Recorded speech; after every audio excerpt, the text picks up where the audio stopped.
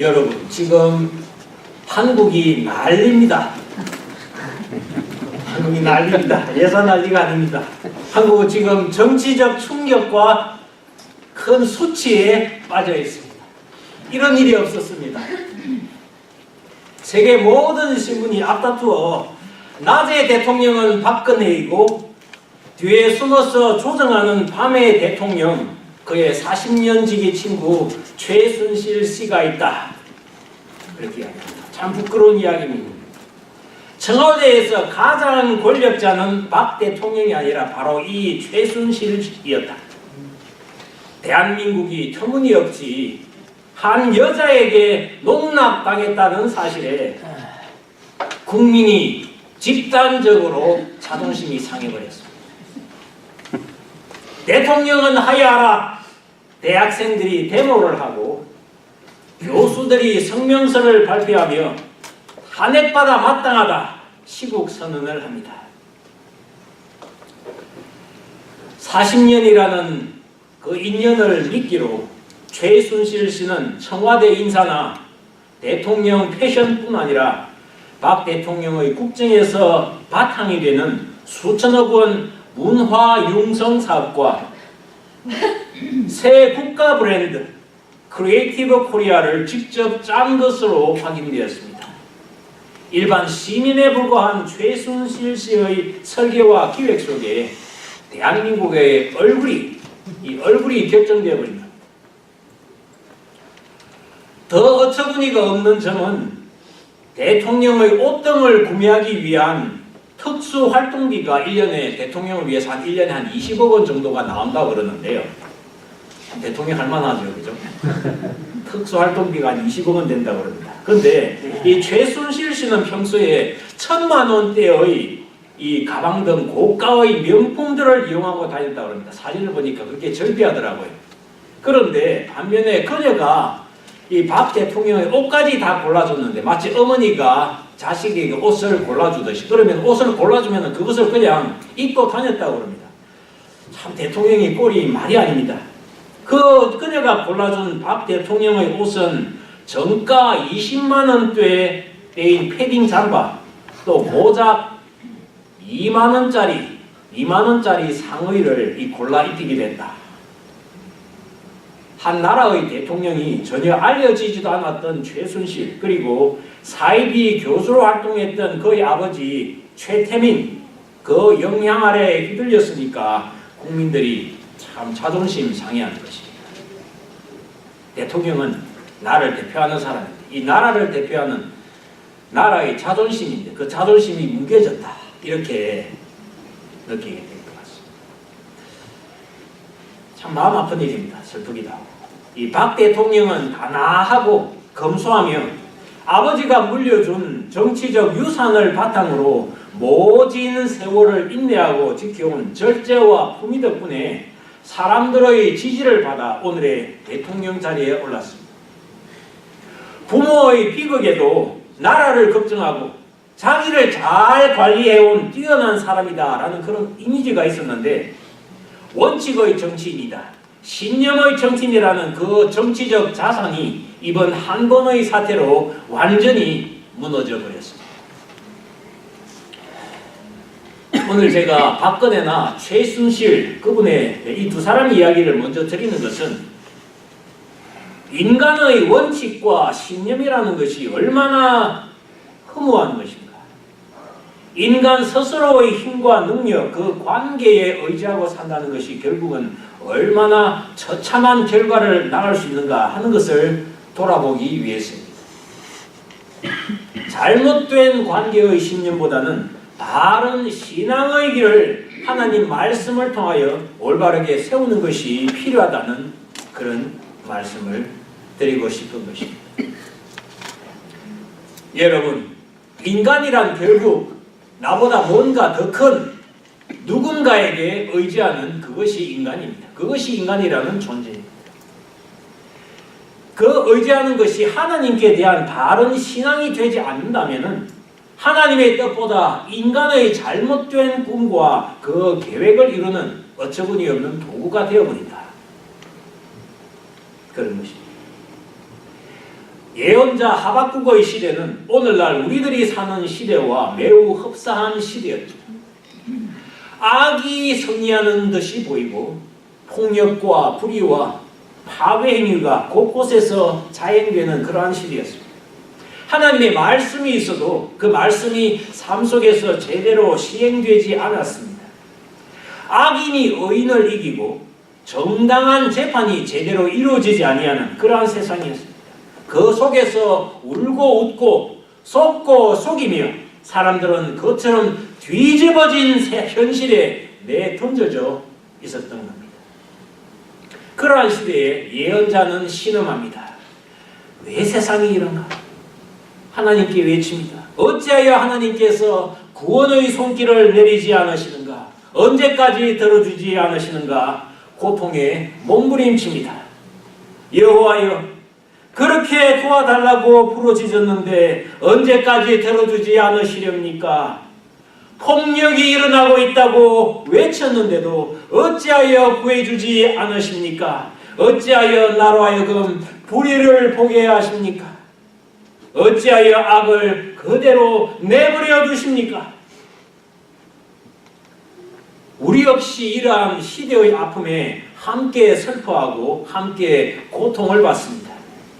그래서 이 암담한 현실을 배겨내려면 타협의 묘를 발휘해야 한다.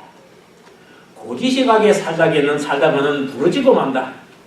저 혼자 어려운 척 하다가는 깨진다. 그렇게 말하기도 합니다.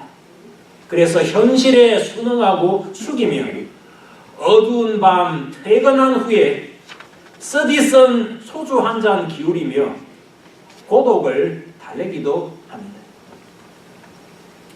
아니, 우리 역시 박근혜 대통령처럼 그 인생의 공허한 질문에 대한 답을 하나님보다 최태민이라는 거짓 예언자에게서 쉽게 얻으려 할지도 모릅니다. 우리 주위에 최태민, 최순실 같은 이는 늘 있기 때문입니다. 박 대통령은 22살이라는 어린 나이에 어머니가 문세광의 총에 그 흉탄에 쓰러진 모습에 절망하였습니다. 그때 그에게 다가온 최태민이 너는 알지 못하느냐? 너의 어머니가 죽은 것은 너의 시대를 열어주기 위함이었다. 그런 말을 했습니다. 그 거짓 예언에 그가 앞으로 나아갈 삶의 방향과 목표를 쉽게 정해버릴 수도 있었겠지요. 그리고 그러한 거짓말을 따라 정한 그의 신념이 그를 대통령의 자리에까지 이끌어 주었는지도 모릅니다. 그런데 결국은 그것이 이제 망신당한 대통령으로 한국뿐만 아니라 전 세계적으로 또 역사적으로까지 우스꽝스러운 모습이 되어버리게 되었습니다.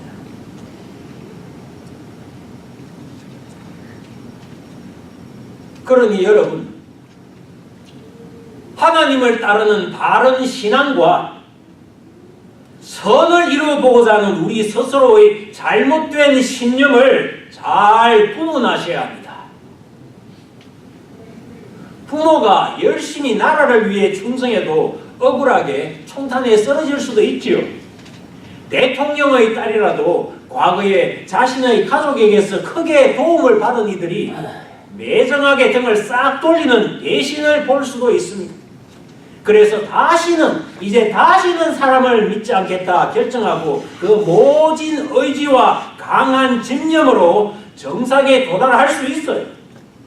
그러한 신념의 길이 대통령이 되는 것이든 사업가든 목사든 참으로 선한 일을 도우는 것처럼 보일 수도 있습니다. 그러나 여러분, 신념이라는 것은 결국 사람의 말을 믿는 것입니다. 박 대통령이 거짓 예언자 최태민에 대해 그는 나에 대해 하늘의 뜻을 전해주는 사람이다. 나를 맡길 수 있다. 결정한 그것이 근본적으로 잘못이었다는 것입니다. 그러한 거짓말에 추종하는 것은 결국 나 스스로의 생각이나 또는 다른 사람들이 나에게 비추어주는 거짓된 생각을 받아들이는 것에 지나지 않는 겁니다. 그래서 그 결과가 비참하다는 것입니다. 그것이 잘못되었기 때문에 일시적인 성공에 이른다 할지는 모르지만 결국은 궁극적인 실패에 절망에 도달하게 된 것입니다. 오직 하나님만이 참 신이십니다. 우리를 사랑해서 살리시는 사랑의 주님이시라는 말입니다.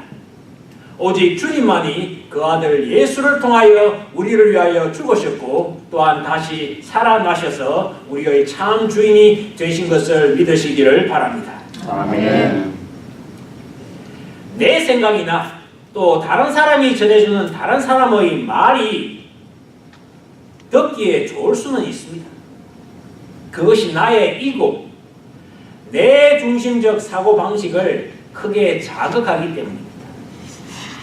마치 내가 아니면 이 세상이 멸망할 것처럼 내가 이 세상의 주인으로서 그 주위로 모든 것이 돌아가야 하는 그런 착각을 가지게 만들기 때문입니다. 그것이 나의 이기심과 나의 영웅심리와 나의 죄악된 본성을 부추깁니다. 그러나 그럴수록 더욱 하나님의 말씀을 듣고 진리에 순응하며 사는 것이 얼마든지 가능한 줄로 믿습니다. 다만 내가 그 진리의 말씀에 따르기를 거부한 것, 나의 잘못된 생각과 그 신념을 따라간 것이 결국 문제가 되는 것입니다. 내가 그것을 믿고 선택한 것이기 때문에 그 책임이 나에게 있습니다. 누구에게 핑계할 수도 없고 누구에게 책임을 돌릴 수가 없게 되어버리게 되는 것입니다. 여러분, 그래서 사실 믿음이라는 것이 정말 무섭습니다. 믿음이라는 것이 우리 삶의 근본적인 모습입니다. 그 믿음이 우리를 결정합니다. 우리는 뭔가를 믿고 살아야 하는 존재이기 때문에 그렇습니다. 그래서 우리의 믿음이 잘못된 신념의 모습으로 나타날 수도 있고 하나님을 따라 나를 버리고 십자가의 길을 걸어가는 바른 신앙의 모습이 될 수도 있다. 그런 말씀입니다. 그렇기 때문에 그 믿음은 잘못된 신념이든 아니면 바른 신앙이든 그것이 일단 정해지면 우리 삶이 나아가는 방향을 송두리째 결정하는 놀라운 능력을 발휘한다 하는 것입니다. 그것이 믿음의 힘입니다, 여러분. 보십시오. 극단주의 이슬람의 아이시스 있지 않습니까? 그들은 세계 평화를 이루기 위하여 남을 죽인다 하는 그런 신념에 가득 찬 사람들이지 않습니까? 그 모임이, 그 신념이, 그 믿음이 그 사람들을 엉뚱한 방향으로 이끌어가고 있지 않습니까? 그렇기 때문에 우리는 우리의 믿음이 어떠한 방향으로 나아가고 있는가? 우리 존재의 전체 방향이, 나의 삶의 방향이 어느 곳을 향하여 바르게 잘 집중되고 있는가? 그것을 주의 깊게 살펴야 한다는 것입니다. 내 믿음이 어디로 향하고 있는가? 바르게 서 있느냐? 혹은 엉뚱한 방향으로 나아가는가? 그것이 나의 삶을 이끌어가는 것이 큰 영향을 미친다는 것입니다. 여러분, 바른 신앙이란 한 점 한 획도 거짓됨이 없는 하나님의 말씀에 서는 것입니다. 우리 삶의 모든 믿음은 진리와 사랑과 의로우신 하나님의 은혜 위에 서야 하는 것입니다. 내가 바르다고 생각하고 결정한 삶의 목적과 목표가 올바른 진리의 말씀에 바로 선 것인가? 혹시 그렇지 않다면 그 모든 것을 버리고 부인할 줄 아는 것이 바른 신앙인 줄로 믿습니다. 선지자 하박국의 시대는 오늘날 우리 시대와 동일하게 악과 죄가 넘치는 그러한 시대였지요. 그러한 시대에서 일반적으로 사람들은 쉽사리 체념해 버리거나 아니면 그 악에 대하여 정면으로 도전하기 위한 인간적인 방법을 선택하기도 합니다. 그러한 시대나 또 그러한 시대와 동일한 오늘날을 사는 우리들에게 하나님의 말씀은 무엇이라 대답을 하고 계십니까? 그 말씀은 언제나 동일하게 우리에게 전해지고 있습니다. 아직은 그 말이 이루어질 때가 되지 않았다. 그러나 곧 그 때가 올 것이다. 그 말은 꼭 이루어진다. 비록 더디게 이루어지는 것처럼 보일지라도 참고 기다리라. 그 일은 이루어진다. 미루어지지 않는다. 보아라, 그의 마음은 교만하여 정직함이 없다. 그러나 의인은 믿음으로 인하여 산다. 여러분, 눈에 보이는 현실이 의와 공정함을 떠나서 억울한 그런 상황 같을지라도 의인은 믿음을 가지고 살며 그 바른 믿음을 배반하며 살지 않는다. 그런 말씀입니다. 그 믿음이 현실에서 꾸준한 인내와 견딤을 요구한다 할지라도 하나님께서 반드시 일어나셔서 구원을 이루실 것이라는 것을 신뢰하며 사는 것이, 그것이 믿음이다. 그렇게 말씀을 하고 있습니다. 오늘 두 번째 본문에는 이 바른 신앙과 잘못된 신념이 서로 어떻게 구분되는가를 잘 보여주는 또 한 사람이 등장하고 있습니다. 세리자 부자인 삭개오인데요. 그는 로마 제국의 앞잡이로서 자기 동족에게서 세금을 징수하며 자신의 배를 채운 사람이니까 민족의 배반자로 낙인이 찍힌 사람입니다. 자신의 성공의 신념을 위하여 줄기차게 달려온 사람입니다. 그런데 그는 자신의 그러한 신념이 뭔가 잘못되었다, 변화가 필요하다 갈등하였던 것 같습니다. 그래서 그는 예수님이 어떤 분인가 보려고 자신의 작은 키 때문에 예수님이 지나가시는 뽕나무 위에 올라갔지 않습니까? 그러한 그에게 예수님께서 말씀을 하셨지요. 삭개오야, 어서 내려오너라. 오늘 내가 내 집에서 머물러야 하겠다. 그 순간에 삭개오는 아마 크게 감탄했을 것입니다. 크게 놀랍고 감동하였을 것입니다. 어떻게 예수님이 내 이름을 아실까? 나를 모두가 비난하고 손가락질하는데 예수님은 나를 용서하고 받아들여 주시는구나. 그래서 삭개오는 예수님께 말씀을 드립니다.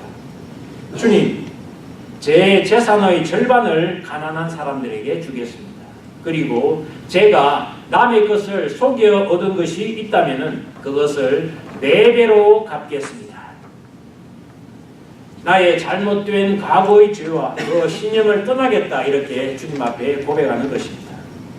인간적인 생각으로 살아왔던 그의 과거의 삶은 이제 끝내겠다, 그렇게 말하는데 그것이 말만이 아니라 행동으로 나타내겠다, 그렇게 선언하는 것입니다. 여러분, 주님을 믿고 따른다는 것은 이처럼 말만 고백하는 것이 아니라 우리의 삶이 변화해야 되는 것인 줄로 믿습니다. 아멘. 과거에 잘못된 것을 하나도 남김없이 버리겠다. 내가 내 살을 도려내고 내 뼈를 깎아내겠다는 그런 각오를 가지고 사는 것이 올바른 신앙의 길인 줄로 믿습니다.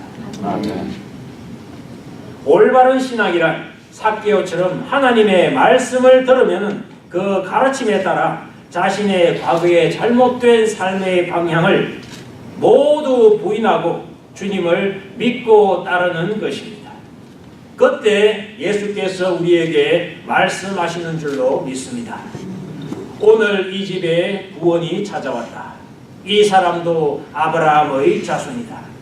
인자는 잃어버린 사람을 찾아 구원하러 왔다. 나라를 건지겠다는 우리의 선한 신념이 우리를 구원하지는 못한다는 것입니다. 신념이라는 것은 결국 인간의 생각으로서 잘못되기 쉽고 결국은 공개적인 수치와 절망으로 이끈다는 것을 박근혜 대통령은 우리에게 잘 보여주었습니다. 반면에 바른 신앙이라는 것은 자기 자신의 확신이 아니라 믿음의 대상이신 주님을 전적으로 온전하게 신뢰하는 것이다. 하박국 선지자는 그렇게 우리에게 가르쳐 줍니다. 거기에 구원이 있다, 그렇게 말씀합니다. 자기 신념을 마치 올바른 믿음인 것처럼 잘못하는 신앙인들이 종종 있습니다. 그러나 우리 아가페 성도님들은 그러한 잘못된 관계를 의지하는 신념보다는 하나님 말씀을 통하여 바른 신앙의 길을 깨우치고 모두 올바르게 사시기를 부탁드립니다. 아멘. 사람의 말을 따라 그렇게 살아가는 신념의 사람이 아니라 하나님의 진리의 말씀을 쫓아 변화되어가는 신앙의 사람이 되시기를 바랍니다. 그리하여 삭개오처럼 삭개오야 어서 내려오너라. 오늘 내가 네 집에서 묵어야겠다 하시는 예수님의 음성을 듣는 여러분들이 다 되시기를 기도합니다. 이 시간 여러분 각자에게 이 말씀을 한번 해보시기를 바랍니다. 여러분 자신의 이름을 부르시며 성이라, 종수가 이런 이름을 부르시면서 어서 내려오너라, 예수님의 말씀을 직접 본인들에게 말씀을 하시기를 바랍니다. 귀려나 어서 내려오너라. 죄송합니다. 오늘 내가 내 집에서 묵어야겠다. 그 말씀을 본인에게 지금 한번 해보시기를 부탁드립니다. 한번 해보시겠어요? 네.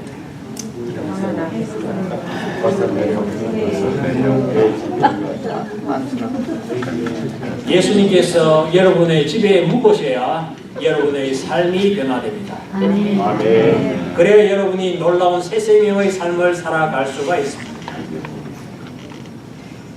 예수님은 우리에게 자비를 베푸시는 그러한 주님이신 것을 인하여 감사를 드립니다.